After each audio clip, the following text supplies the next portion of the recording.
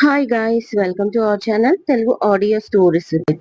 నా ఛానల్ని ఎవరైనా ఫస్ట్ టైం చూస్తున్నట్టయితే తప్పకుండా లైక్ చేయండి, షేర్ చేయండి అండ్ సబ్స్క్రైబ్ చేసుకోండి. Miss Lakkamamba part 126. ఇక లేట్ చేయకుండా స్టోరీలోకి వెళ్లే ముందు, నాకు తెలుసండి మీరు ఈ సీరియల్ కోసం ఎంతో ఆతృతగా ఎదురు చూస్తూ ఉంటారని. కానీ అనుకోకుండా గ్యాప్ వచ్చింది. ఇక ఆ గ్యాప్ వచ్చేసరికి నేను ఈ సీరియల్ కంప్లీట్ చేశాకే ఇద్దామని ప్రిపేర్ చేస్తూ ఉండిపోవడంతో దాదాపు 2 months దగ్గరికి వచ్చేసింది. బట్ ఇప్పుడు స్టార్ట్ చేసి కంప్లీట్ గా ఫినిష్ చేసేస్తానండి. అయితే ఇంతకు ముందు ఎపిసోడ్ ఎక్కడైతే ఆపారో ఆ ఎపిసోడ్ ఒకసారి విని నెక్స్ట్ ఈ ఎపిసోడ్ వినండి. ఇక లేట్ చేయకుండా స్టోరీలోకి వెళ్ళిపోదాం. ఇక తాగుతూనే ఉన్నాడు రోజంతా రామకృష్ణ. ఆయన ఇలా చేస్తాడని అంతకు ముందు రోజే రజని కాల్ చేసి రోషన్ కి, మీ డాడీ చాలా ఫ్రస్ట్రేషన్ తో ఊగిపోతున్నాడు, నాకు ఏం చేయాలో తెలియడం లేదు అని ఏడుస్తుంది. దాంతో నెక్స్ట్ డే ఎర్లీ మార్నింగ్ వచ్చాడు రోషన్ మైసూర్ నుంచి. కొడుకుని చూసిన రామకృష్ణ చూడనట్లే వెళ్ళిపోయాడు, మద్యం మత్తులో ఊగుతూ. ఇక రోషన్ ఒక నిర్ణయానికి వచ్చాడు. అంతకు ముందు రోజు బాగా అలసిపోవడంతో అందరూ లేటుగా లేచారు. ముందుగా లేచిన గురునాథం వాకింగ్ కి వెళ్లి బంటి బేకరీ దగ్గరికి అక్కడి నుంచి పాల ప్యాకెట్లు తీసుకొని వచ్చాడు. ఆ తర్వాత సులోచన, జయంతి, పుష్ప లేచారు. మళ్ళీ కూడా లేటుగా వస్తానని చెప్పడంతో ఫంక్షన్ లో బాగా అలసిపోయారు కదా అందరూ. ఇక తీరిగ్గా టిఫిన్ రెడీ చేసి తింటూ మాట్లాడుకుంటూ కూర్చున్నారు. ఫంక్షన్ కి వచ్చిన గెస్టుల గురించి, గిఫ్టుల గురించి, ఇంకా కౌశిక్ బంటి పెళ్లిళ్ళ గురించి కూడా టాపిక్ వెళ్ళింది. అప్పుడే వాచ్మెన్ నుంచి కాల్ వచ్చింది పుష్పకి. లిఫ్ట్ ఇస్తే, ఎవరు? రోషన్ అంట మేడం, మీకు తెలిసిన వాళ్ళ అబ్బాయి అంటున్నాడు, పంపించాలా అని అడిగాడు. పాత ఇంటికి అయితే బెల్ కొట్టే వరకు ఎవరు వచ్చారో తెలిసేది కాదు, కానీ ఇక్కడ అలా కాదు, ఫుల్ గా సెక్యూరిటీ, సీసీటీవీ, హాల్లో అన్ని ఫెసిలిటీస్ ఉన్నాయి. ఎప్పుడు గేటు దగ్గర వాచ్మెన్ 24/7 ఏర్పాటు చేశాడు శౌర్య సెక్యూరిటీ కోసం. అబ్బా, ఈ పిల్లాడు మళ్ళీ ఎందుకు వచ్చాడు? ఇప్పుడిప్పుడే తలకాయ నొప్పి తగ్గి కాస్త అందరం సంతోషంగా ఉన్నాం అని మనసులోనే అనుకుంటూ చూస్తే శౌర్య పడుకున్నాడు. ఇంటి ముందుకు వచ్చిన అబ్బాయిని వద్దు అంటే బాగుండదు అని పుష్ప మనసులో అనుకుంటూ, సరే పంపించు అని చెప్పి వెళ్లి డోర్ ఓపెన్ చేసింది. నమస్తే ఆంటీ అని పలకరించాడు రోషన్. నమస్తే, బాగున్నావా అంటూ లోపలికి రమ్మంది. గుడ్ ఆంటీ, నేను ఆ ఇంటికి వెళ్ళాను, బట్ మీరు ఇల్లు మారారని పక్కింటి వాళ్ళు చెప్పారు. అక్కడి నుంచి లొకేషన్ తీసుకొని ఇక్కడికి వచ్చాను శౌర్యాన్ని కలవడానికి. ఉన్నాడా లేక డ్యూటీకి వెళ్ళిపోయాడా అని అడిగాడు రోషన్. ఉన్నాడు, నిన్న ఇంటి ఫంక్షన్ జరిగింది, బాగా అలసిపోవడంతో ఇంకా లేవలేదు. నువ్వు వచ్చావని చెప్తాను రోషన్, కూర్చో అంటూ లిఫ్టులో పైకి వెళ్ళిపోయింది పుష్ప.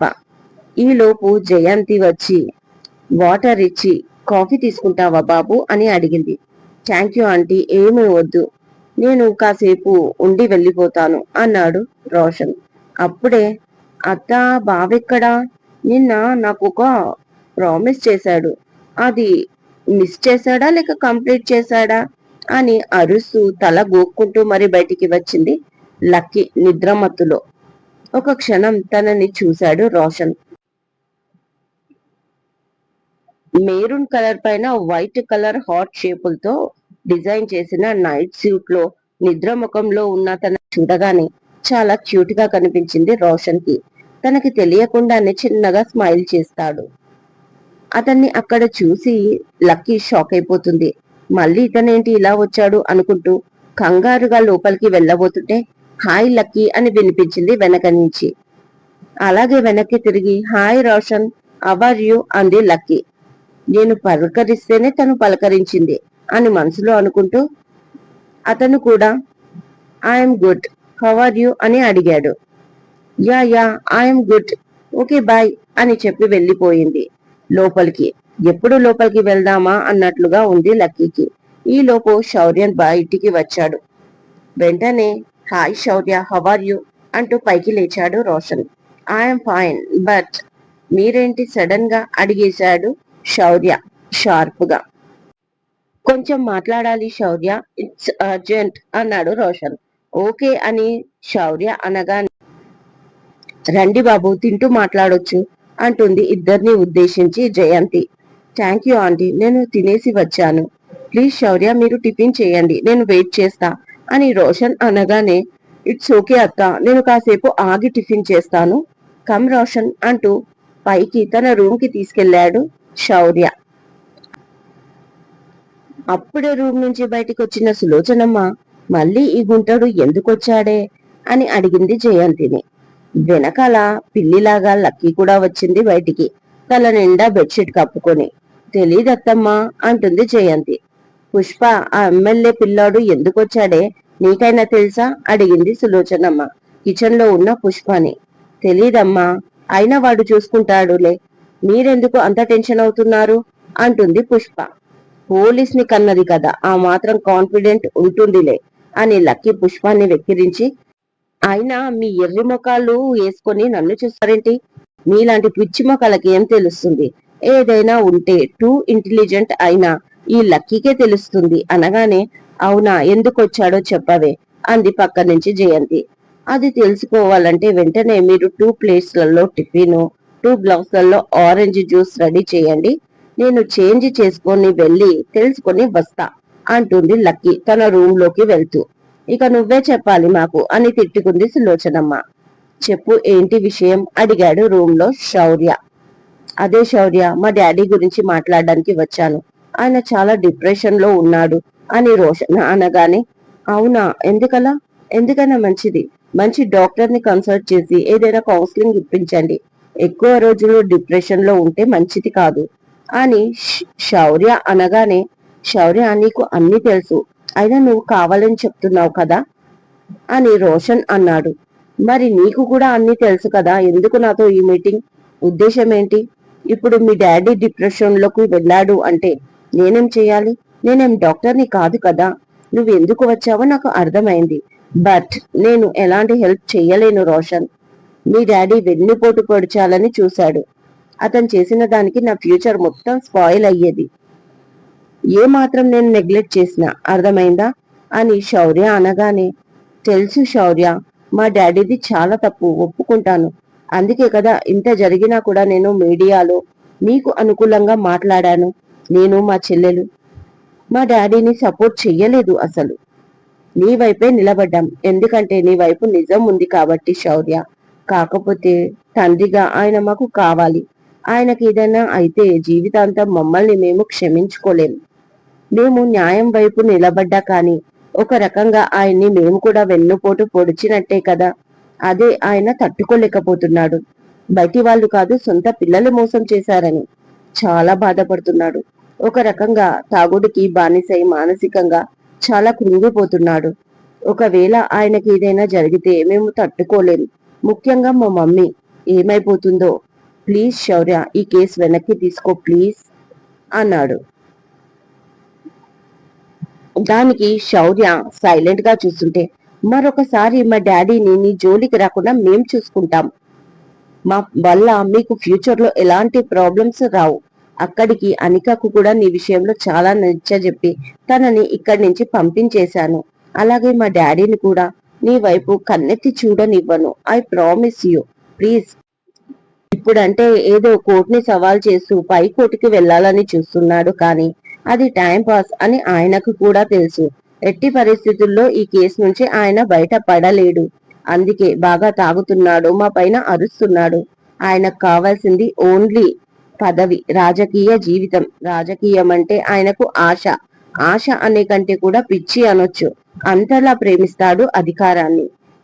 కానీ 3 సార్లు ఎమ్మెల్యేగా గెలిచిన ఆయన ఇప్పుడు ఒక దోషిగా జైల్లో ఉంటాలంటే ఆయన ఉండలేడు, గ్యారంటీగా ఉండలేడు. అది చూసి తట్టుకోలేకే ఏదైనా జరిగితే నో రోషన్, ఆయన ఉండలేడు, గ్యారంటీగా ఉండలేడు. అది తట్టుకోలేక ఆయనకు ఏదైనా జరిగితే నో శౌర్య, నేను ఊహించుకోలేకపోతున్నాను. ప్లీజ్ శౌర్య, ఈ ఒక్క విషయంలో నాకు హెల్ప్ చెయ్యి అంటూ వేడుకున్నాడు రోషన్. కరెక్టే, కొడుకుగా ఆయన మీద నీ ప్రేమని నేను అర్థం చేసుకోగలను. మీ డాడీ చేసింది తప్పు కాదు రోషన్, నేరం. నాలాంటి ఒక సిన్సియర్ ఆఫీస్ పైన లేనిపోనివే సృష్టించాడు. కేవలం ఆయన కూతురు ఒక పోలీస్ ఆఫీసర్ ని ఇష్టపడ్డందుకే. నువ్వు చెప్పు, అనిక నన్ను ఇష్టపడడంలో నా తప్పేమైనా ఉందా? నేను ఏ రోజైనా తనకు అతిగా ప్రవర్తించానా చెప్పు? పైగా నన్ను చంపించాలని కూడా చూశాడు. పోలీస్ ఫోర్స్ మొత్తం బందీలుగా చేయించాడు. ఆఫ్టర్ ఆల్ ఒక ఎమ్మెల్యే తన సొంత విషయం వచ్చేసరికి రౌడీలాగా మారి స్వార్థంగా ఇలా మారిపోతాడు అంటే రేపు అతనికి మంత్రి పదవి వస్తే ఆ తర్వాత ఆయన అదృష్టం బాగుండి ఏ సీఎంఓ అయితే రాష్ట్ర భవిష్యత్తు ఏమవుతుంది?